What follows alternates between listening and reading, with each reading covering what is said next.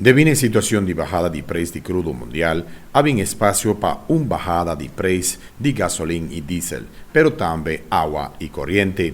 Se o preço estabilizar riba em nível atual, essa que traduzir su mês de preço de produto não refinado. Por premirar que em luna de outubro lo tem uma bajada adicional. Preço de gasolina estava na 2.067 e lo vira entrante de setembro para 2.018 per litro.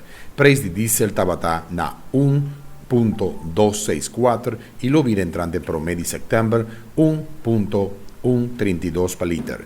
Preço de água estava na 9,9739 per metro cúbico. Entrante pro mês de setembro lo vira 9,8223 per metro cúbico. Preço de corriente estava na 0,5811 per kilowatt e entrante pro mês de setembro promedio lo vira 0,5568 kilowatt. Para lo que toca preço de gás, há que detectar espaço para aprovar uma bajada substancial de preço aplicar riba mercado, que meta para trazer alívio para a comunidade. Bom de gás de 100 libras estava na 60 florin per botter e lo vira entrante pro mês de setembro 50 florin per botter. Mescos também e botter de gás chiquito de 20 libras estava de 3,50 ao e preço vira pa 10 florin per botter, entrante pro mês de setembro próximo.